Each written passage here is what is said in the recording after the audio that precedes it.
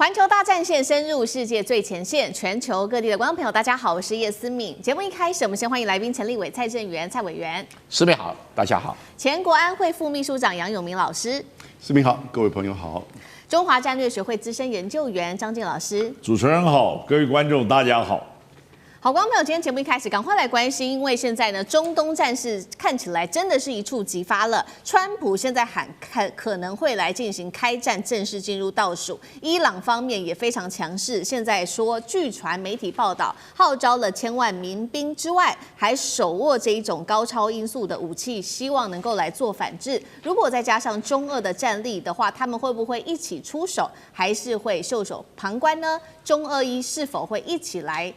集體對抗美以？今天就這些議題，我們會一起的來做關心。好，今天3個開場活鮮話題，我們請來賓特別幫我們做解答。首先，川普已經點名了，他會做軍事的介入，而且他說已經準備好了。那麼另一方面，我們可以看到伊朗的街頭現在因為示威暴動，所以造成了非常多人傷亡。美國已經喊話會對伊朗開戰，難道進行正式的倒數了嗎？第二件事情的是，伊朗號召現在傳出1000萬的民兵要展開全面的軍事化鎮壓，針對這一些抗議人士，並且他手上握有非常多的武器，不管是有關於飛彈，或者是這些高超音速武器，還有無人機等等，能不能對以色列跟美國造成嚴重的威脅？今天就軍事武器面，我們也會做一個比較深入的討論，最後也會來關心在中俄這一場戰役上面會怎麼樣選邊站呢？今天這一些議題都會一起來做討論。好，趕快來看到這是最新消息哦，因為是不是逼近了中東的戰爭臨界點？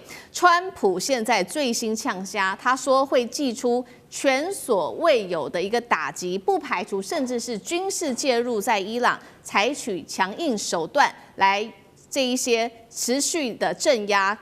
援助抗議的民眾。目前看起來，美國方面最可能會採用的手段就是用空襲的方式來進行攻擊。川普10日在社群最新發文說，美國已經準備好了，會來提供協助。剛剛提到了伊朗的態度也非常的強硬，我們看看伊朗說什麼。他說，一旦美國真的介入的話，會立刻的對以色列跟美國的基地展開一個報復性的攻擊。我們看到現在其實德黑蘭的內部也開始動員了，有一個說法，是不是要進行內戰的模式呢？伊朗的這個政府他已經號召了民兵做起義，目的是要鎮壓現在在各地展開的這種反美反以的示威民眾。那麼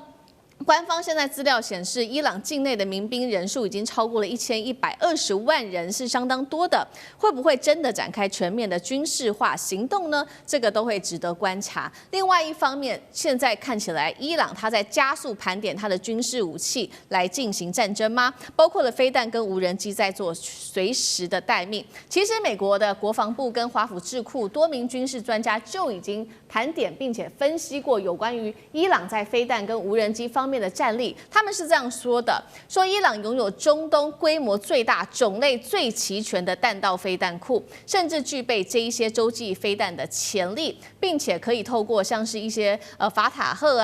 凱巴爾甚至尼什等型號，對區域就可以造成非常嚴重的威脅。今天我們製作單位也特別整理出了有關於伊朗它這些飛彈有哪一些戰力是非常強的呢？比較有名的包括了這個法塔赫高超音速飛彈，曾經它突破以色列的鐵穹，那麼技術協同也被指說跟中國大陸是高度相關的。另外就是尼什系列了，它的射程約落在2500公里，現在正在研發的是可以射程涵蓋到4000公里左右的。再來看到是伊朗的主力中程飛彈，就是流星等等這一系列的這個飛彈武器，都是美國跟以色列現在比較擔心的部分。這背後有誰在做技術的支援呢？現在也直指是否有中國大陸的幫忙。来看到是中國撐腰，有關於伊朗的武器被美國報道說多次的運送了飛彈的推進劑關鍵原料高氯酸鈉給伊朗。這個數量是足以讓伊朗生產大約500枚的中程彈道飛彈的。紐約時報也報道說，伊朗目前手上握有數百到2000枚射程可直接威脅以色列的飛彈。所以節目一開始要來特別請教楊老師怎麼看了？川普已經點名要空襲，甚至放話說他準備好了，代表美國對伊朗現在是要開戰倒數了嗎？剛剛講到伊朗有這麼多的武器，不管是他的民兵1000萬民兵，或者是他的飛彈、無人機、高超音速武器，能夠對美以造成實質的威脅嗎？老師怎麼看？先看伊朗內部的這個暴動哈，它剛開始的時候是經濟因素，那物價、通膨，然後市場的整個混亂，當然也就結合了就是數十年來他們可能對於伊朗的哈梅尼政府，尤其是革命衛隊掌控政治、經濟跟軍事實力，但是呢，貪污的傳言不斷，那連續的在就是政治上做這個操縱。伊朗相對的，其實在中東的穆斯林國家是有選舉的，是民主的，那有選舉的制度，連他的總統都算是有意義的選舉。所以這一次伊朗內部的這個暴動，現在看起來從經濟上的暴動已經走向政治上的動亂。那會不會進一步變成國內的革命暴動？那我們現在在觀察。不過官方的反應現在似乎是從軍事到革命衛隊，甚至要組織民兵，要開始在做鎮壓。我必須要講，伊朗的這次暴動在時間點上，那對美國媒體、對川普政府，那真的是撿到槍。也就是針對他們從委內瑞拉到格陵蘭這種無法無天帝國主義式，破壞國際秩序的作為，突然之間他們就可以很高尚的、很有道德的說要去支持伊朗人民的爭取自由，那甚至呢用軍事的手段，那還講到可能用經濟的制裁以及網絡的就是制裁，那經濟制裁不幾十年了，網絡制裁。現在伊朗內部網絡都斷了，你來什麼網絡制裁、經濟制裁還有什麼用？那所謂的在軍事上做準備，我覺得這個當然一直以來都是個選項。在以色列的加沙戰爭大屠殺的時候呢，伊朗跟以色列都發生過幾次的就是無人機和導彈的這種就是交換。那到後來最近一波的時候，整個伊朗因為它量多，使得以色列的這個鐵穹體系這個應付不暇。那很多的都市，像特拉維夫都遭受到這個困境，美國就出手，攻擊伊朗的核設施。所以這個時候你看到美國攻擊伊朗的核設施，是因為伊朗要發展核武器嗎？當然不是。所有的其他的國家都知道，它距離發展核武器還有相當長一段距離，基本上是在解救以色列。現在呢，它基本上其實在解救自己在拉丁美洲的這些無法无天的作為，尤其是美國媒体，我看到美國媒體的這種對伊朗的情勢哈，已經鋪天蓋地的說到，好像是要挽救整個伊朗人民。現在這是一個最佳的這個機會，哦，那至於川普是不是真的敢用，我覺得他可能要看情勢的發展了，因為伊朗的政府他現在已經毫無忌諱的去針對可能會危及到他們政權的這個暴動採取鎮壓行為，這鎮壓可能會很血腥，沒有錯。那外力的介入，如果使得伊朗政權受到影響，甚至這個瀕臨滅亡的時候，他擁有的武器當然也會報復了。他要報復不一定要打以色列。以美國在伊朗周遭，就是波斯灣附近的空軍基地，當然還有很多了，基地還有很多。所以這些報復有沒有用，那是另外一回事。但他會報復。所以美國也會去評估說，他如果真的去針對伊朗採取任何的軍事攻擊，這個跟打那個格陵蘭或者是委內瑞拉完全不一樣的，也沒有什麼太大的 CIA 的这種滲透趁這個的這個能力。不過呢，他當然可以把持續就是伊朗內部的動亂繼續的就是惡化。那會不會因此能夠幫到伊朗的暴動去改變政府？我們也不知道。而伊朗如果真的暴動持續，政府更替的話，那下一步伊朗會走到哪裡也很難講。這個國家這麼大的人口，那在這邊這麼的重要，擁有這麼多的這個軍事武力，未來的發展會很混亂。好，同樣問題也要請教蔡委員怎麼看？那因為剛剛耳麥也有收到最新消息，是美國的議員最新放話，他說在今天晚上會終結伊朗的暴動，是說今天晚上似乎是不是就會開始動手了？第一個問題要特別請教委員。另外就是剛剛伊朗講到嘛，他號召了不管是1000萬民兵，或者是他的各種飛彈、無人機、高超音速武器，真的能對美以造成威脅嗎？沒辦法，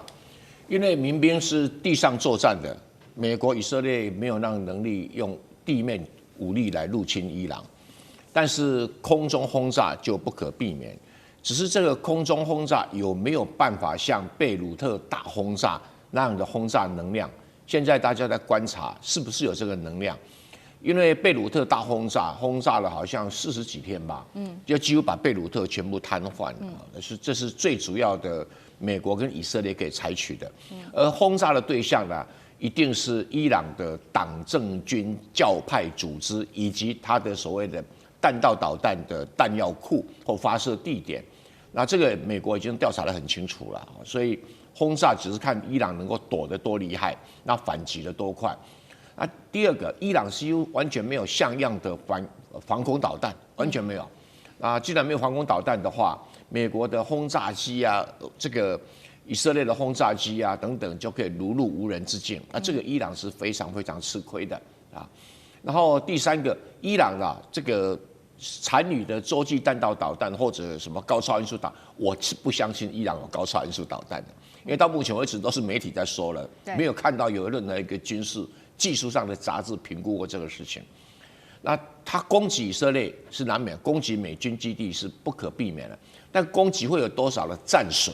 那不知道啊，以色列就要自己去加強了哈，自求多福啦。然後美軍空軍基地那倒不是問題，因為美軍空軍基地真的美軍沒多少人了，對，所以問題也不大哈。那破壞力也不可能太強，因為美軍的防空力量還是有的哈，所以我們就看看它怎麼發展。那只是說，伊朗的政權這個教士政權，在經過1波、2波、3波的大轟炸之後，還有多少生存的實力啊？這是有待觀察的。但是我相信美國現在自己知道，他沒有辦法消滅這個教士政權，但是會嚴重弱化這個教士政權。這個教士政權可以說是貪污、貪婪，還有暴力，還有什麼欺侮老百姓，搞得民不聊生啊。那受的好處都是教士集團跟革命衛隊拿走了，國防軍要錢要不到，那個。真正的財政部收稅收不到，一般老百姓做生意都還要付錢給革命衛隊。你說這個政權怎麼可能持續很久？而這個暴動剛好是給這個美國跟以色列來了一次的機會。對，那這種機會的話，中國跟俄羅斯根本沒有插手的餘地，也不敢插手。好，所以確實哦，這場暴動現在其實仍然在持續當中，給了美以可以介入的一個機會。我們幫朋友更新一下這場暴動目前的最新進度，其實已經有100人死亡，數千人被捕了。那麼伊朗持續的是鎮壓、血洗多個城市，特別看到的是一些比較驚心動魄的畫面，包括伊朗它的德黑蘭急診室人滿為患哦，已經急到護士都來不及做 CPR 等等，傷者大約是落在20到25歲的年輕人，目前看起來是最多的。很多人不管是眼睛啊中彈，或者是穿過後腦等等，非常的嚴重。現在伊朗的醫院裡面都已經擠爆了。我們也持續來看到中俄接下來的角色是什麼，會不會來協助伊朗？老師怎麼看？我想大家必須要了解一下，就是說中國大陸而言，中國大陸跟伊朗之間沒有任何軍事同盟關係。中國大陸唯一一個有軍事同盟關係是根據1961年7月11號跟北朝鮮簽的這個就是中朝友好互助合作條約的第2條，它根據這個有。那其他呢，它可能有很多跟它友好的政權面臨軍事威脅的時候，其實他也從來沒有去插手，甚至呢有這個華裔啊，像印尼排華，他也會直接跟印尼政府講，你是在屠殺自己的公民，你知道，不是因為他是華裔，我們就應該有任何人。所以，中國大陸啊是這個不建立軍事同盟，不去干預他國內政，然後也沒有任何這個對於伊朗的條約內這個義務。但是呢，我是覺得大家應該審慎啊去思考這些消息。西方媒體啊，不是我講，在這個就是兩伊戰爭，或者說是入侵伊拉克還有阿富汗，有太多的假訊息，而且有時候謊話編的到自己都不合理。你看這邊鎮壓反美反以的示威那個民眾，對不起，現在伊朗政權是美國的走狗，以色列的走狗，他去鎮壓反美，他巴不得你在那邊做反美反以的示威那個民眾。而且呢，我講實在話，就是說。西方媒體所能轉述的報道都是集中在首都德黑蘭這一帶，那是不是普遍性的這樣有民怨或者民眾的這樣子，就是說這個抗爭的活動呢？其實也沒有到那個地步。所以我覺得，這個即使這個政權啊，在很多地方它的形象並不是很正面，但是呢，你說它完全失控，我覺得倒還沒到那個地步。所以这個假如不是派地面部隊進去，然後去這個投這個用這個彈道飛彈打擊，或者說去轟炸，我可以講說死傷是難免，但炸不出民主也轟不出自由吧，對不對？所以美國呢，基本上來講，嘴巴上講了一套，但是使用軍事手段絕對是要得到相反的效果。好，謝謝張志老師。那我們休息一下，馬上回來。地緣政治、美中之爭、戰略價值、強權崛起、小國生存。現在與未來洞悉事件走向，掌握世界脈動，全球觀點，盡在環球大戰線。接下來我們要持續關心在軍事上面的議題，是中國大陸它的空天母艦。我們今天會特別來關心，還有它的極音速的戰機現身了。另外，今天會關心的另外一款武器，就是美中的聲波武器是否進入實戰化呢？太空戰爭難道進入倒數計時開打了嗎？今天這些議題一起做關心。好，三個火線話題，今天我們請來賓特別幫我們做解讀的是，今天會特別來關心到中國大陸的這個10萬噸的母艦軟鳥。另外呢，再加上它的無人戰機玄女，可以進行這一種空天作戰，還有這個極音速的飛彈，中國是在公開的宣示追平美國的太空武力了嗎？第二件事情，今天會來關心到的是隱身戰機哦，這一款白帝，它可以自由的切換，不管是有人無人的模式，自由的切換。另外，第二款的戰機就是紫火了，根據了解，它是可以垂直起降，在低重力環境作戰的。媒體這個時候高調報道是要挑起針對美國的太空軍備競賽，把美國給拖垮嗎？第三件事情，我們今天也會特別來關心，在美中的聲波武器上面，到底是否能夠徹底改變目前現代化戰場的格局？這些議題都會今天一起的來做討論。好，我們先來看到是大陸央視自己做的報道，說1月10號這一天，他特別公布了這一款是10萬噸的空天母艦，這個是軟鳥號。來看一下它的基本資料，全長200多公尺，那麼翼展開來達到了684公尺，最大體重12萬噸，重點是它可以搭載88架的玄女無人空天戰機。玄女是不是也真的即將搭配着它來做這個戰鬥呢？我們來看到它是擁有的這些功能，包括了無人制空的戰機，能夠在大氣層內飛行之外，在大氣層外也可以作戰哦。使用的是粒子加速炮、極音速飛彈等等的武器。央視是這樣說的：確實現在看起來還是在概念的階段，但是未來會致力中國在這種航空跟航天的技術的發展提供重要的方向。也就是說，類似的黑科技會成為未來中國大陸的主要發展方向嗎？委員怎麼看？中美兩國大概目前在太空武器跟太空戰爭上面發展的相對比較領先的兩個國家，而這些太空武器有兩個特色，第一個叫 Space Control， 我們一起可以翻譯成像制空權一樣的制太空的權利，就是控制在太空中的飛彈，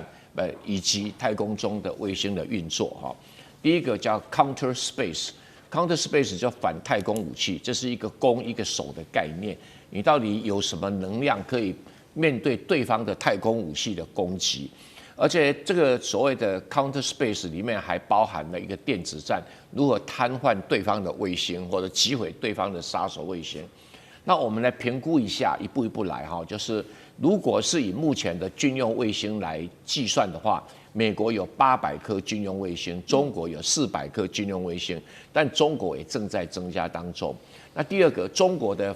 火箭發射的能量是比美國來得快、來得多啊。可是呢，美國如果自己的國防部已經沒什麼能力，都靠 SpaceX。那 SpaceX 有一個中國正在努力達成，還沒有達成的，就是什麼？就是它能夠回收火箭。中國大陸現在回收火箭的量，還沒有成功，目前為止都失敗，可能未來會成功。但是為什麼回收火箭在太空上作戰很重要？因為太空以後加大的是量，不是你發射多快，你多少火箭可以隨時使用。那如果可以重複使用的話，那量等於加倍哈。因為太空戰未來就是要如何補充被擊毀的太空武器以及衛星。那你如果不能補斷，你就不能夠戰爭，你的耐久力就不會久啊，耐久力不會。所以在第一個時間，中國會占便宜。那耐久力的話，就可能中國會出現一點點弱勢啊。那其他的哈，包括這種非常非常科幻型的武器哈，那当然目前是在媒体報道。那我們不太了解它的技術資料，至少我看不到太詳細的技術資料。比如說，在大氣層最高端的時候，有這麼龐大的一個鸞鳥的航天母艦，把航空母艦搬到這種半太空去，它有多少的自衛能力？我有點擔心，就是防空武器很容易把它擊落啊。因為它在上面匿蹤也很困難啊，這是第一個問題。因為越大越容易發現，越容易被攻擊哈，而且越容易遭到飽和攻擊。所以我不知道它的怎麼去評估它的在戰爭中的生存能力哈。那第二個，它當然可以用旋女，那旋女是能夠用粒子炮。我所知道的粒子炮現在只能在大氣層外使用，換句话说，攻擊對象是衛星。粒子炮在地面上因為有空氣等等，效果不是那麼的理想啊。那所謂極音速導彈武器啦，那可能要依賴比較大的，不是旋女，要依賴的白帝啦哈，或者說有沒有什麼更強的什麼直火之類的東西？這個聽起來都非常的中國傳統的神話的概念，但是在實際軍事上，我覺得央視講對了，是一個概念的階段哈。那這樣的一個計劃到底切不切實際？真的還要再繼續來檢查一下，因為航空母艦在海洋上有它的生存的依據哈，但是你到時候要派那麼多的什麼叫驅逐飛機去防衛這個航天母艦，可能困難度會非常的高，困難度會非常高。不過現在有創造力，這總是好的啦，但是未來成果如何哈？這個南天門計劃可能還要等待孫悟空悟空來檢查一下，到底有沒有效果。好，剛剛特別談到的是這個航天母艦，但是另外其實這個剛剛特別提到這個南天門計劃裡面，其實還有一些比較吸睛的項目，就是有關於他們的戰機。那今天特別要介紹的兩款是來自於《環球時報》、《人民日報》等等報紙特別去做的報道的兩款，這個是第一個白帝戰機，第二個是紫火。我們先來看到白帝的一些小檔案，我們 CG 上面看到它呢有隱身的外形，加上複雜的可變機翼，那麼被形容是會飛的變形金剛，全頻段有隱身，然後有人無人模式可以自由切換，無人機來指揮有這種能力哦。那麼它也可以更換模組，隨時轉換任務。第二款我們來看到的是紫火，它的一些小檔案，它比較像是未來戰場上面的異形角色，稜角分明的一個機身，立場涵道，可以那個輕轉動力艙，被視為是可以做的是通用垂直的起降平台，在低重力還有稀薄大氣層裡面可以做極端的環境運作。老師怎麼看？我們覺得很科幻的哈，他也說是目前概念性的階段。可是你想想看，他是在央視的軍事頻道叫利劍，這麼完整的播出哈。我覺得是不是已經不只是概念，某種程度它已經有一個體系在那邊了，就至少大概有一個發展的方向，這是一個大的戰略的方向嗎？那是不是有一些已經配合了？那在技術層面，像是這個超高音速飛行，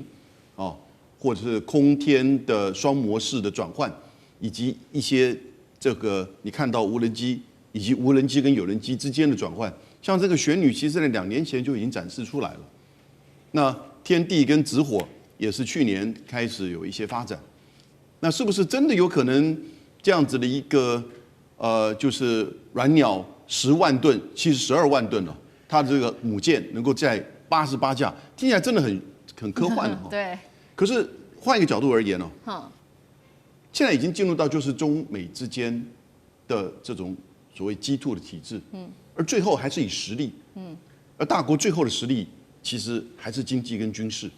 那尤其在軍事的層面，美國還是全球的這個布局。可是呢，一直以來18世紀到現在的這個霸權都是海權的霸權。那中國大概不會在海權的霸權上面去跟美国做全球的這種競爭，哦，那他就走空，而且走空天，也就是說，你如果自空，某種程度你掌控了衛星、軌道，而且這個彈道飛彈防禦，雷根時代的星戰計劃其實就只是一個彈道飛彈防禦，只不過是在它發射端就能夠做防禦，也就是你進入到大氣層之前，它就能夠在太空有那個雷射，就直接在你發射端進入到這個在大氣層的部分呢，就把你給攔截下來。這是一個當時的計劃，當時這種計劃都覺得很科幻，最後也沒有實現。那現在這個計劃有沒有可能？這個遠超過所謂的雷根時期的星戰計劃，它如果真的做到，你就海權其實根本不重要了，洲際彈道飛彈也不重要了，也就是你基本上其實在太空這個以及大氣層隨時的進出、掌控軌道、掌控制空權，那你地球自轉，你就任何的角度你都可以去做制空制海的作為。那至於防衛的这個層面，當然他大概有他的思考，也就武器必須要發展。講到這裡哦，還是要強調，蠻科幻的，那是有一些概念。不過這個方向是不是一個正確的方向呢？也就是說，我花大錢去給你搞大海軍，全面的跟你去競爭海權競爭，其實那個不一定有那個效益，因為現在的方向不一樣。而中國在這一些技術的層面，加上 AI 的這個掌控，跟機器人，以及跟它的產業製造的能力，跟它成本跟規模，其實這個方向如果現在有一個概念性的創造，那未來會不會出現，然後慢慢的拼湊起來？我覺得其實要觀察的。好，這看起來是這個中美之間在航空航太武器上面的一個競爭。那很多的武器還在概念化，但是我們再來看到另外一個聲波武器，美中都有在做的，是不是已經正式的進入實戰化了？先來看一下上次，美國總統川普不是派兵去進入到這個委內瑞拉總統官邸嗎？那根據了他們幸存的委內瑞拉的士兵的自白，說當天其實有20多名的美軍突襲委國總統官邸，而且他們帶着是一種未知的科技武器，對數百位的守衛的這些軍人方面進行屠殺。他們說類似這種武器，他們覺得就是聲波武器。那些士兵說，當時拿出這個武器的時候，他們是完全無法做競爭的，甚至連站都站不起來。那麼其實類似的武器，過去菲律賓也曾經指控說，中國大陸對他們的這個海岸防衛隊來使用過，是真的聲波武器變成已經實戰化了嗎？張震老師又怎麼看？其實啊，這是一個相當傳統的這個武器，這個武器發展了已經有幾十年了。它通常被歸納在非致命武器，它叫 NLW (Non-Lethal Weapon)。它最主要是震爆以及這個群眾控制，或是是驅動這個就是恐怖分子或者是歹徒想辦法離開。所以基本上來講，它是讓它失能。那這個東西的科技其實這個無論是哪個稍微像樣的國家都會就有這個，但是它所謂的聲波武器其實也不盡然完全是聲波，因為有很多超音波對於人類這個基本上來講也能造成失能的效應。那基本上來講，它是一種定向能量武器的延伸。那定向那個就是定向能量武器也包含了這個雷射光能，所以聲波嘞，因為聲波基本上來講它是向四方擴散的，它不能就聚能啊，你除非把它變成一個声波束，所以声波束的你要能聚能的話，你就其實相當大，所以能夠做到那麼輕巧，其實這個有很多這個技術上的困難，也有一些它那個就是環境上這個就是說做不到的地方。但無論如何，這個在未來的戰爭呢前景之中，其實是相當有潛力。譬如說坑道戰、駐營地戰鬥、巷戰，或者說是這個叫做人家叫做 CQB 這個 Close Quarter Battle， 就是受限制間內的這個格鬥跟戰鬥，這個其實都非常有它的前景。但是呢，有很多時候這個委員他這個總統府裡頭那些士兵他講說我們完全沒有辦法。有很多時候，他其實是這個謝責之詞未見得是美軍真的有這麼厲害，如何。我覺得這個是應該要這個，就是我們要注意。另外呢，我們還有一個非常這個重要的這個關鍵，就是說，當初這個帶着這個馬杜羅總統離開的時候，你有沒有注意到他的士兵沒有帶任何的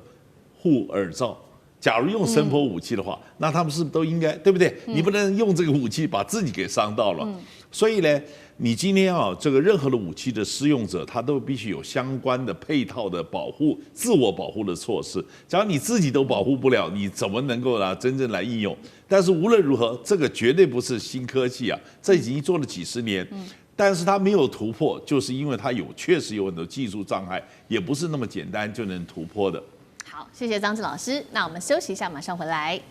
地缘政治、美中之爭、戰略價值、強權崛起、小國生存，現在與未來洞悉事件走向，掌握世界脈動，全球觀點盡在環球大戰線。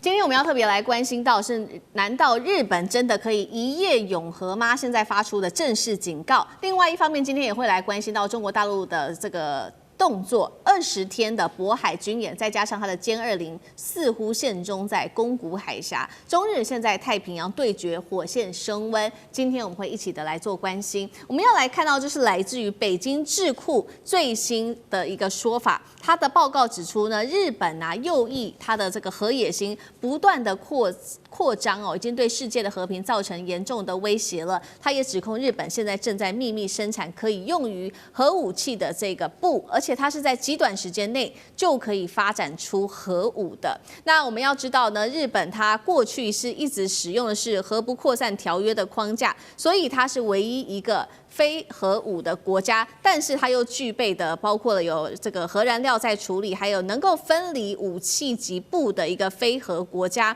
特別要關心到的是，它其實在1980年代就已經開始運作的這個實驗塊中子反應爐，這個叫做長洋。它當時呢被視為是在爐芯的設計調整前就已經可以擁有生產武器及鈽的這個能力了。技術上它是可以完全的來生產核武的。那麼其實我們也看到當年的這個報告也提到說，其實拜登總統當時他在擔任副總統的時候，2016年的時候，他就已經向習近平主席直言，並且警告了日本，他是有能力在一夜之間就擁有核武的。好，所以節目一開始特別請教委員，怎麼看拜登的這個言論？日本一夜就可以擁有核武，所以這份報告也透露說，日本秘密準備核武的可能性，現在到底有多高？首先拜登說日本可在一夜之間，絕對不可能在一夜之間，1年之間合理的推算。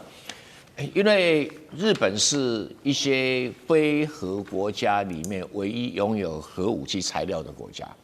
因為它過去又蓋了很多核電廠，核電廠煉完了以後，那個燃料棒叫做乏燃料。這個乏燃料呢，因為本身就帶有鈽，所以用鈽跟鈾再整合，可以變成一種鈾鈽混合的新的核燃料，再回去核電廠可以再用1次到2次，然後在這中間會產生很多的鈽，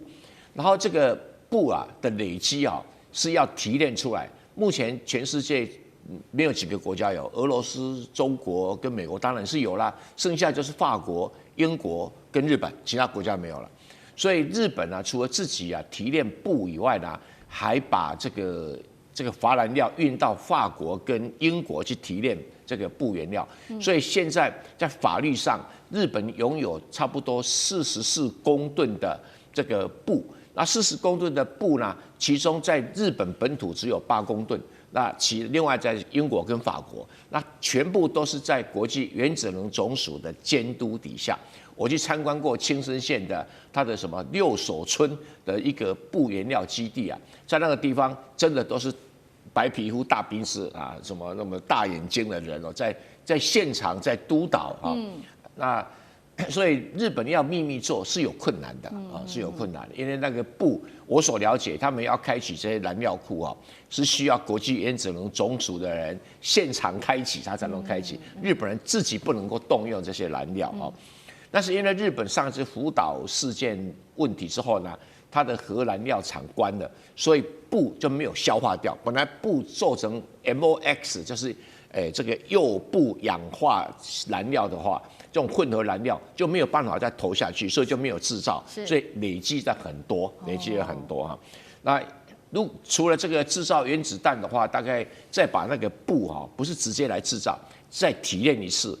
就變成武器級的高純度的布，那就可以大概平均每4公斤就可以做出1枚长島爆炸时候的核導彈的規模，每4公斤，但而且當然4公斤裡面只有5%的一個可以用來分裂了。那技術上不提，現在重要的就是說，那日本還有核武器的平台，那做這種導彈，日本也沒有問題哦。他把他目前的不管是防空導彈的技術啦，或者是反艦導彈的技術啊，03武器或者124武器啊，稍微調整一下哈，就可以以日本的工業能力有辦法做出這個中程或者甚至於洲際彈道導彈可以裝載這個布原料所造成的核子武器，這可能性是存在。所以拜登講的，日本有技術沒有錯，日本有能力沒有錯，但是除非美國不管美國放手，或者這國際原子能才會放手。國際原子能兩個都放手的時候，日本才有辦法自己取得布原料來製造核子武器。那如果日本出現核子武器，就是美國人幹的，這很清楚。現在就等政治信號上面的放行，那也被中國視為是不是日本的軍國主義復甦？所以最近其實我們看到中國大陸的動作也非常的多，尤其是在海上，我們今天也要特別看到的是幾個軍演跟實彈射擊。第一個，我們來看到的是在1月10號連2份的航行警告，第一個是在渤海海域長達20天的軍演，禁止駛入啊。第二件事情是在黃海北部，從1月12到14號，這邊會有一個實彈射擊，禁止駛入。軍事專家說了，20天長期的軍演是過去前所未見的，就是要給日本方面一個警告。那日本方面呢，現在做了些什麼事情？包括他現在呢，讀賣新聞的報道，今年會修訂他的這個安全保障3文書，他會特別強化在於太平洋這邊的防守，就是為了要根據反映中國大陸在這邊的軍事動作。那麼日本也說了，他接下來會做軍事上面的準備，在3個島，不管是在硫磺島的港灣與跑道這邊，還有這個北大東島的雷達網跟南鳥島的長程飛彈設施，並且部署最新的逆中戰機投入在戰力裡面。楊老師怎麼看這個政治訊號？沒有錯，中國大陸在遼寧艦的母港所在的就是渤海舉行從今天開始20天的演習。不過這個演習其實是防禦性的近海防衛演習，它只不過把過去以岸為這個方向，像對海洋的近海防衛搬到海上去。那做的主要還是在做反潛跟反導的這個演習，所以它是一個訊息，就表示說對日本高市早苗過去的台灣有事的發言，認為是介入到中國的主權。也就外國勢力進入到中國的領土，那怎麼樣做長期的反導反潛的這種演習，而且長時間，所以這個訊息是在警告日本。我覺得它是展現中國大陸的決心，以及能力啊。今天可以是渤海，也許明天可以是台海。那你日本或外部勢力，當然最重要還是美國。對，你即使要進入到周遭的區域，你都會面臨到我有這種反潛反導的能力，那更不要說區域的拒止跟相關的這個反介入的能力。那日本就剛好展現另外一個層面，因為你看這3個島一字排開，剛好北大東島它其實是屬於沖繩縣最靠應該是東端，但是呢中間的這個硫磺島，它其實就在東京跟關島中間，那個距離剛好在中間，很有名的硫磺島戰役，過去在2次大戰的時候，然後再往東就是南鳥島，那就更遠，所以剛好在這個距離上，那北大東島就代表的意思就是在整個中國大陸如果要突破第一島鏈的時候，面臨到的它可能部署相關的這些機場，然後呢反導的這些設施。那到了硫磺島呢，它就在中國大陸短程飛彈的射程距離之外，然後它可以再更進一步的做，就是牽制航空母艦這個戰群，它可能要接近東京，或者是要突破第二島鏈，因為硫磺島剛好就在第二島鏈的這個線上。你再往南島群島這邊呢，那當然因為日本這一陣子這幾年發現到南島群島有重要的稀土礦產啊，以及它未來如果作為長程的，所以這是一個他們叫做太平洋防衛構想室，這個單位預計今年4月會成立，也就是在安保3文件計劃之下，它可能一方面在討論是不是要去修改安保3文件當中非核3原則當中的不引進，也就是跟美國去共同推動核潛艦的計劃，像韓國一樣。另外一方面呢，它就是在等於是當美國的代理人，同時也是在做就是中國大陸3潛艦啊3航母的這個防衛，所以呢，把這一條線拉開3個島。可是講句實在話，這個3個島有這麼大的效益嗎？那3個小島它也能夠做怎麼樣的部署呢？彈道的飛彈又能夠怎麼樣呢？那日本自己有中程彈道飛彈了嗎？美國如果不幫助你，中程彈道飛彈也不會把一棟樓打掉啊。然後呢，中程彈道飛彈能夠去有效的面對這些055大區的一些攻擊或防衛嗎？然後你有怎麼樣的這個機場，你能夠多少個？搞不好連那個剛才談到那個軟鳥的88架都裝不下在這個小島上面，所以呢，而且如果你把它變成一個航空母艦的這種裝備的一樣的數量的話，那你不就變成另外一個直接被攻擊的最明顯的目標嗎？所以不過總是它的一個太平洋所謂太平洋防衛計劃當中的環節吧。对，好，我們剛剛特別看到也是中國大陸現在在太平洋這邊也加強它的部署，是在海上。那如果在空中，我們也帶觀眾朋友來稍微看一下，因為這是來自於大陸自己的軍事專欄特別的報道，說在今年的元旦之後，我們看到的是日本的 F-15J 戰機在宮古海峽這邊說捕捉到了大陸的，不管是它的殲16、轟6K 之外，還有2架是型號不明的戰機，現在在猜測說這2架可能是殲20隱形戰機，透過這個電子干擾保護傘攜帶着在他的身上，那對日本造成壓力，也代表說殲20現在對於跟日本相比來說，已經具有絕對優勢嗎？可以這樣說嗎？張老師怎麼看？我覺得大家還是應該到這個日本這個防衛省的統合幕僚監部所發的這個軍情要報去看，他原來到底是怎麼講的。這個軍事專欄楚望雲霄所講的東西跟原來他們所發布的，其實在用詞用語上有一些差距。但無論如何，這個 F-15J 基本上來講，它沒有裝 IRST， 就是紅外線或者是光學的遠程的追蹤跟就是搜索的裝置，所以它遠程目標的辨識能力其實相對較弱，所以有很多時間它要真正要辨識是什麼機型，一方面是靠電子接收的信號，但是它本身電子接收的信号。它要靠这個地面的站台，而不是靠 F-15J。F-15J 上去，它是用目視，然後確認有這麼一個東西，或者帶着這個就是偵收的夾艙，然後去這個確認。那這個裡頭呢，又牽涉到，因為我們在這個空中之中虛實時。那隱形戰機呢，通常有一個東西是增強它的信號，叫做龍柏透鏡叫 Lambert's Lens 的，它是信號的強化措施。所以殲20呢，有時候會突然把它施用增強你的信號，然後哭又把它收起來。收起來之後，因為有很多的這個隱形戰機它裝了之後要落地才能這個就是摘下來。那這個。就是殲20可以開啟關上，開啟關上，虛實。那這是什麼呢？這也是在逗別人，然後讓了解人家到底是怎麼樣來應對這些問題。那假如不能夠確切的掌握目標的運動的痕跡的話，那不能進行所謂的 TMA 目標運動解算 （Target Motion Analysis） 做不了，它就不能再做進一步的射控解算。射控解算不能完成，就不能做彈道解算。彈道解算沒辦法的話，它武器就沒辦法施用。但是呢，也實在沒辦法的時候，也有一種方式，就是完全靠它這個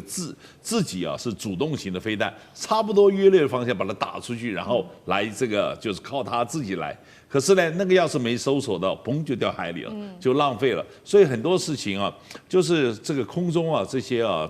這個貓捉老鼠啊，永遠是虛虛實實。但是我總覺得中國大陸有很多的這些就社群媒體啊，這個吹的啊，我覺得他們真是不應該在這兒努力啊，他們應該早就去好萊塢幫人家寫劇本，可能會寫得更好。好，謝謝張晉老師。那我們休息一下，馬上回來。地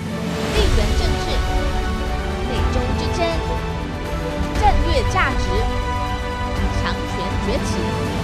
小國生存，現在與未來洞悉事件走向，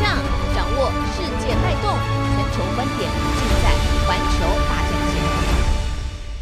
好，接下來看到是大陸的晶片大躍進哦，川普的封鎖政策完全破功了。我們今天也會另外來關心到是有關於大陸的電力哦，是否稱霸全球呢？因為大陸現在要發展 AI。好，趕快來看到是中美的科技大戰。現在在說這個2026會不會是一個最後的決勝點呢？最新有幾個指標，我們今天要帶觀眾朋友來看到大陸在晶片發展上的指標是提前達陣的3個方面。今天會來看到是大陸的第一個晶片崛起，第二個是它的 GPU 跟它的 AI 布局，最後是在它的算力 AI 發展跟它的電力方面都有非常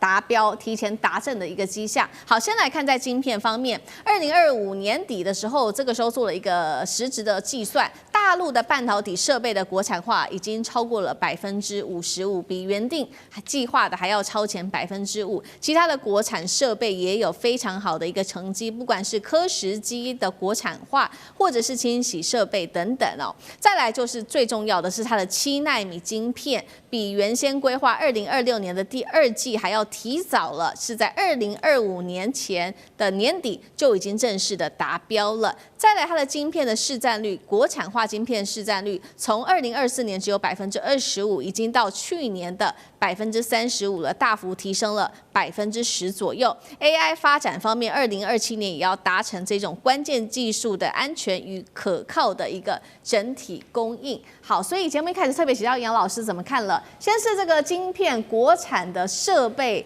化已經超過50%了，2026會不會就是中美晶片大決勝的一個關鍵年？其實2026會是一個關鍵。那因為整個這幾年來，中國大陸的就是技術自立自主哈，不只是在先進製程已經推進到7奈米，那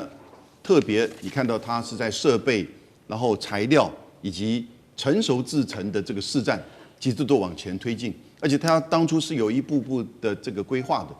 那因為中國大陸自己本身就是全世界半導體最大的消費地啊，因為大部分的這些需要用到半導體的這些車子啊、家電啊、白色家電都在中國大陸製造嘛，所以就量而言，它是絕大部分的消費所在，而大部分就比例而言是成熟這個製程的。成熟製程現在它已經來到35%，其實在去年年底2025年年底的時候呢，國際上的推估大概到了2030年，中國大陸就會超過50%以上。如果看到這個速度的話，其實大概不用等到2030年，也就1半以上的這個成熟製程、消費電子產品所需要用的這個晶片，都是大陸自己做到，而且它所使用到的材料、設備、裝備，那你看到像是去年3月跟10月2次在上海到深圳的電子展當中，光講一個廠商就叫新凱來，對，它就在各個你看到像是這個就是刻時機稍微我們叫曝光機了哈，慢一點，其他的像是薄膜沉積啊或者清洗設備啦，這些東西都已經推出來，那只不過是說呢，在適應到成熟製程的時候，大概已經完全可以替代，可是到了先進製程，這還是一個關卡是沒有錯。特別要提醒的就是今天現在這個時間，1月9號在美國拉斯維加斯的這個 CES 就全世界最重要的消費電子展，基本上聯想、機器人各個品牌，中國大陸的品牌又回去了。你會看到整個英文跟中文的這個報道上面，大概除了美國的 NVIDIA 因為黃仁勳親自出席之外，其實整個的焦點、媒體的焦點都在一些最新的機器人設備以及 NVIDIA 所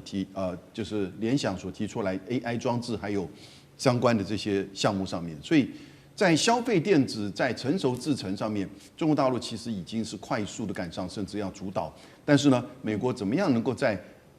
就是先進的 AI 以及先進製程繼續守得住，那就是看下一個階段中國大陸的發展。好，這個是有關於在晶片產業上面的發展提前達陣。那我們剛剛特別提到第二個提前達陣的，還有它的 GPU 跟它的 AI 發展。那我們先來看一下這個最新的數據，也就是去年一整年做了一個統計。CG 上面看到大陸的 GPU 市場，華為呢在2025年是拿下了102億美元的40%市占，正式的超越。虽然輝達也是40%的市占，但是它的金額稍微低一點點，是101億美元。那麼，但是呢，到了2026就會預估會有一個大翻轉了。現在說華為預估占比會是50%，也就是從原本的40%上升到50%。輝達會落到第4名，接下來市占甚至可能只有8%。中間卡關的第2、3名包括了 AMD 跟韓武紀，所以等於輝達的市占率從它在中國那時候的高峰95%，一口氣不斷的下滑，